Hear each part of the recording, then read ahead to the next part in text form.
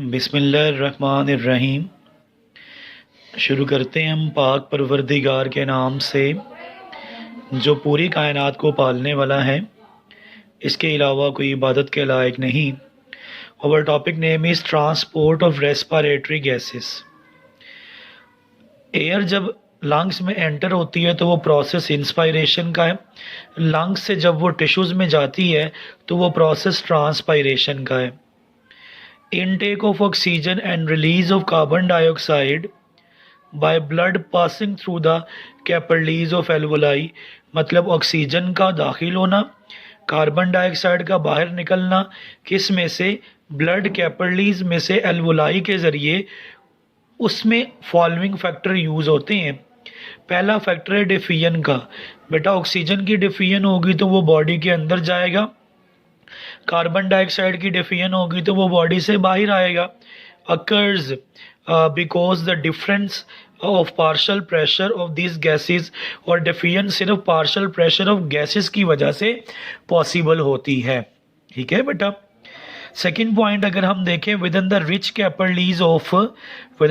Capillaries network surrounding the alveoli, alveoli के गिर्द capillaries का नेटवर्क होता है। Blood is distributed is extremely thin layers, blood extremely thin layers में distributed होता है, therefore exposed in large surface area. तो बेटा अगर हम देखें तो ये हमारे पास एल्वुलर सैक्स हैं, ये एल्वोलाई है, एल्वोलाई के गिर्द ब्लड कैपिलरीज है, तो इनका आपस में एक्सचेंज होता है ऑक्सीजन और कार्बन डाइऑक्साइड का। थर्ड पॉइंट है, blood in lungs is separated from the alveolar ducts. Lungs का ब्लड जो है एल्वुलर डक्ट्स के जरिए सेपरेटेड होता है by extremely thin membrane of capillaries and alveoli. तो ये थे फैक्टर थे। अब हम डिटेल में टॉपिक डिस्कस करेंगे बेटा, ट्रांसपोर्ट ऑफ ऑक्सीजन। सबसे पहला पॉइंट है सैचुरेशन ऑफ ऑक्सीजन। अगर हम सैचुरेशन ऑफ ऑक्सीजन की बात करें तो बेटा इसमें तीन कैटेगरीज आ सकती हैं। जैसा कि एक जो सफिशेंट अमाउंट है ऑक्सीजन की 95% से 97%, ये एक सफिशेंट अमाउंट है, वाफिर मिकदार में इसकी क्वांटिटी है। सेकंड फैक्टर को अगर हम देखें तो 92 से 95% सर्वाइवल के लिए ऑक्सीजन ज़रूरी है। थर्ड अगर हम देखें, अगर ऑक्सीजन लेस देन 90% है तो फिर इसका सर्वाइवल मुमकिन नहीं इस पर्सन का। तो सैचुरेशन ऑफ ऑक्सीजन की ये परसेंटेज होनी चाहिए। उसके बाद अगर हम सिर्फ ह्यूमंस को देखें तो ह्यूमंस रेस्पिरेटरी पिगमेंट है ह्यूमंस के पास, उस रेस्पिरेटरी पिगमेंट को हीमोग्लोबिन कहते हैं। मेरे बच्चों, हीमोग्लोबिन ऑक्सीजन से रिएक्ट करके ऑक्सी हीमोग्लोबिन बनाती है, और जब ऑक्सी हीमोग्लोबिन बनती है तो इसका कलर ब्राइट रेड कलर होता है। ठीक है। और जब ऑक्सीजन, ये ऑक्सी हीमोग्लोबिन इज अनस्टेबल, ये बहुत ही अनस्टेबल है, बहुत जल्द टूट जाता है, and splits into the normal shape normal, then its normal colour of haemoglobin is the purple red colour. अकेली हीमोग्लोबिन का कलर पर्पल रेड होगा, जब वो ऑक्सीजन के साथ रिएक्ट करेगी ऑक्सी हीमोग्लोबिन का कलर ब्राइट रेड कलर होगा।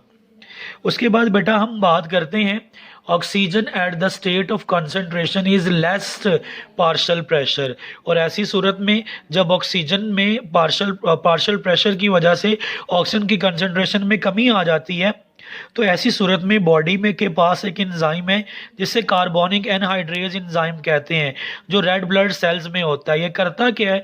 फैसिलिटेट इट्स एक्टिविटी, इस एक्टिविटी को फैसिलिटेट करता है। In this way haemoglobin act as a efficient oxygen, इस वे में हीमोग्लोबिन एफिशिएंट ऑक्सीजन के तौर पर काम करता है, कैरी करता है ऑक्सीजन को, स्मॉल अमाउंट ऑक्सीजन को भी कैरी करके बॉडी के टिश्यूज तक पहुंचाता है। Small portion of oxygen also get dissolve in the blood plasma.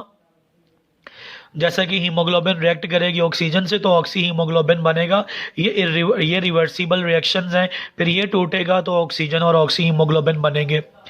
Eight sea level अगर हम देखें, haemoglobin absorb the oxygen at maximum. Sea level पे हीमोग्लोबिन मैक्सिमम ऑक्सीजन को एब्जॉर्ब करती है।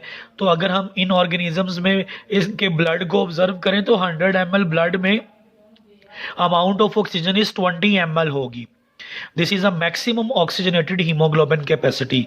अगर हम नॉर्मल कंडीशंस की बात करें मेरे बच्चों, alveoli of lungs, alveoli of lungs not completely oxygenated. तो मतलब होता क्या है, partial pressure of oxygen is less होकर वो कितना होता है 115 मिलीमीटर ऑफ मरकरी, और सी लेवल पे कितना होता है 120 मिलीमीटर ऑफ मरकरी। वहाँ 100 ml ब्लड में 20 ml ऑक्सीजन थी, यहाँ पार्शियल प्रेशर ऑफ ऑक्सीजन कम हुआ है 115, तो यहाँ 100 ml ब्लड में 19.6 ml ऑक्सीजन है। अगर हम परसेंटेज निकालें तो गिवन ऑक्सीजन 19.6 है, टोटल ऑक्सीजन 20 है, और इसको 100 से मल्टीप्लाई करेंगे तो 98% परसेंटेज आएगी ऑक्सीजनेटेड टिश्यूज़ की, जो कि लंग्स में गैसेस एक्सचेंज एल्वोलाई के जरिए होता है। अगर हम लंग्स को देखें तो लंग्स में ऑक्सीजन का पार्शियल प्रेशर और कम होकर 100 मिलीमीटर ऑफ मरकरी हो जाएगा, और टिश्यू लेवल तक जाते हुए इसका partial pressure 60 millimetre of mercury आएगा, और 60 मिलीमीटर ऑफ मरकरी पर जाके ऑक्सी हीमोग्लोबिन का मॉलिक्यूल टूटेगा और पार्शियल प्रेशर 60 से कम हो जाएगा, और हमारे पास मॉलिक्यूल बन जाएंगे haemoglobin plus oxygen. In this way tissue oxygen tension is low then oxy haemoglobin dissociate rapidly. Oxygen की टेंशन लो हो जाती है, इसलिए रैपिडली ऑक्सी हीमोग्लोबिन डिसोसिएट्स टूट जाती है। अगर हम लंग्स को ऑब्जर्व करें तो partial pressure of oxygen is more, lungs का पार्शियल प्रेशर ज़्यादा होता है, इसलिए मोर बाइंडिंग ऑफ हीमोग्लोबिन, तो ऑक्सीजन हीमोग्लोबिन के साथ ज़्यादा बाइंड करती है। अगर हम टिश्यूज़ देखें तो टिश्यूज़ में पार्शियल प्रेशर ऑफ ऑक्सीजन कम होता है, इसलिए oxygen release from oxy haemoglobin, तो ऑक्सी हीमोग्लोबिन का मॉलिक्यूल टूटेगा और ऑक्सीजन क्या हो जाएगी, रिलीज हो जाएगी। उसके बाद बेटा हम बात करते हैं इससे हीमोग्लोबिन के फैक्टर्स की, कि कौन से ऐसे फैक्टर्स हैं जो हीमोग्लोबिन को ऑक्सीजन के साथ मिलने से रोकते हैं। तो बेटा वो 3 फैक्टर हैं। पहला फैक्टर है कार्बन डाइऑक्साइड। बच्चों कार्बन डाइऑक्साइड और haemoglobin binding with oxygen inverse relation है। अगर कार्बन डाइऑक्साइड का लेवल ज़्यादा होगा तो हीमोग्लोबिन ऑक्सीजन को बाइंड कम करेगी, ठीक है, और अगर कार्बन डाइऑक्साइड का लेवल कम होगा तो हीमोग्लोबिन ऑक्सीजन को बाइंड ज़्यादा करेगी। इसी तरह टेम्परेचर है बेटा, टेम्परेचर भी इनवर्स रिलेशन है किसके साथ, हीमोग्लोबिन बाइंडिंग विद ऑक्सीजन के साथ। तो कहता है due to muscular activity temperature rises and maximum, muscular activities की वजह से टेम्परेचर बढ़ता है और मैक्सिमम होता है, और इसमें ऑक्सीजन यूज़ होती है, तो इसलिए बेटा ऑक्सीजन कम होने से टेम्परेचर क्या होगा, बढ़ेगा। पीएच और haemoglobin binding with oxygen direct relation है। अगर पीएच का लेवल कम होगा तो नंबर ऑफ H+ आयन बढ़ेंगे। H+ आयन क्या करेंगे, promote the carbon dioxide binding side, haemoglobin में binding side of carbon dioxide को बढ़ाएंगे और less the binding side of oxygen, oxygen की बाइंडिंग साइड को कम करेंगे। तो हाइड्रोजन जो ज़्यादा प्रोपोर्शन में बने हैं bind with the protein part of haemoglobin, haemoglobin के प्रोटीन पार्ट के साथ बाइंड कर लेंगे। At tissue level, the water combine with carbon dioxide form the carbonic acid। जब कार्बोनिक एसिड बढ़ता है तब भी ब्लड के अंदर जो पीएच लेवल है वो क्या हो जाता है, कम हो जाता है। तो ये 2 रीजंस थी पीएच को कम करने की। उसके बाद बेटा अब हम बात करते हैं कि पीएच का लेवल बढ़ कैसे सकता है।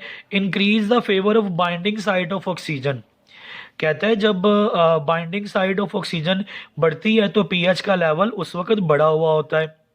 सेकंड पॉइंट है हमारे पास ट्रांसपोर्ट ऑफ कार्बन डाइऑक्साइड। बच्चों carbon dioxide is more soluble than oxygen, ये ऑक्सीजन की निस्बत ज़्यादा सालुबल है, and dissolve freely in tissue fluid, और बड़ी आसानी से टिश्यू फ्लूइड में डिजॉल्व हो जाती है। Dissolve carbon dioxide pass to the plasma, फिर ये प्लाज्मा के अंदर आएगी within the blood capillaries, फिर ब्लड कैपिलरीज में आ जाएगी। प्लाज्मा भी तो ब्लड ही है। इसमें 3 फैक्टर्स हैं। पहला फैक्टर है 20% carbon dioxide carried by carboxy haemoglobin, 20% carbon dioxide को कार्बोक्सी हीमोग्लोबिन निकालता है। और कार्बोक्सी हीमोग्लोबिन बनता कब है, जब हीमोग्लोबिन कंबाइन होता है अमाइनो ग्रुप ऑफ हीमोग्लोबिन के साथ, तब फॉर्मेशन होती है कार्बोक्सी हीमोग्लोबिन की। सेकेंड पॉइंट है other plasma proteins carry the 5% carbon dioxide from the body fluid to capillaries of lungs. तो बेटा चाहे कार्बोक्सी हीमोग्लोबिन है वो भी लंग्स में आएगा, चाहे अदर प्रोटीन्स कार्बन डाइऑक्साइड को लेके आ रही हैं वो भी लंग्स में लाएंगी। उसके बाद बेटा जो मेजर पोर्शन है 70% carbon dioxide is carrying as the bicarbonate ion ion व सोडियम प्लाज्मा। तो उसमें होता क्या है बेटा, ब्लड कैपिलरीज के अंदर कार्बन डाइऑक्साइड और वाटर मिलते हैं तो कार्बोनिक एसिड बनता है। एंजाइम जो यूज़ होता है वो कार्बोनिक एनहाइड्रेज एंजाइम यूज़ होता है। फिर ये ब्लड के अंदर ही कार्बोनिक एनहाइड्रेज एंजाइम से जो कार्बोनिक एसिड बना था ये टूटेगा, H प्लस साइन और बाइकार्बोनेट साइन में कन्वर्ट होगा। हेयर द ब्लड लीव्स, फिर यहाँ से ब्लड निकलेगा कैपिलरीज में से और दाखिल हो जाएगा बाइकार्बोनेट आयंस की फॉर्म में लंग्स में। तो बेटा लंग्स में फिर बाइकार्बोनेट आयन हाइड्रोजन से रिएक्ट करके कार्बोनिक एसिड बना देते हैं और कार्बोनिक एसिड जब टूटता है तो कार्बन डाइऑक्साइड और वाटर अलग हो जाते हैं। ये कार्बन डाइऑक्साइड फिर से बॉडी से एक्सेल हो जाएगी लंग्स के जरिए। और चौथा पॉइंट है small amount of carbon dioxide is also carried by the corpuscles combined with potassium. एक छोटा सा शॉर्ट क्वेश्चन है बेटा, concentration in atrial and venous blood. बेटा जो वेन्स हैं उसमें डीऑक्सीजनेटेड ब्लड होता है और आर्टरीज में ऑक्सीजनेटेड ब्लड होता है। कहता है वेन्स का 100 ml ब्लड लिया तो उसमें कार्बन डाइऑक्साइड 54 ml थी, आर्टरीज का 100 ml ब्लड लिया तो उसमें कार्बन डाइऑक्साइड 50 ml थी। अब इन दोनों में 4 ml का फर्क है, तो लंग्स क्या करेंगे, इस एक्स्ट्रा 4 ml को बॉडी से बाहर निकाल देंगे ताकि कॉन्सेंट्रेशन का लेवल क्या हो जाए, इक्वल हो जाए, और इधर भी 50 ml बच जाए और इधर भी 50 ml बच जाए, और टिश्यूज 4 ml कार्बन डाइऑक्साइड निकालेंगे तो वो लंग्स तक जाएगी और लंग्स उस 4 ml कार्बन डाइऑक्साइड को बॉडी से बाहर निकाल देगा। तो बेटा ये हमारा आज का लेक्चर था।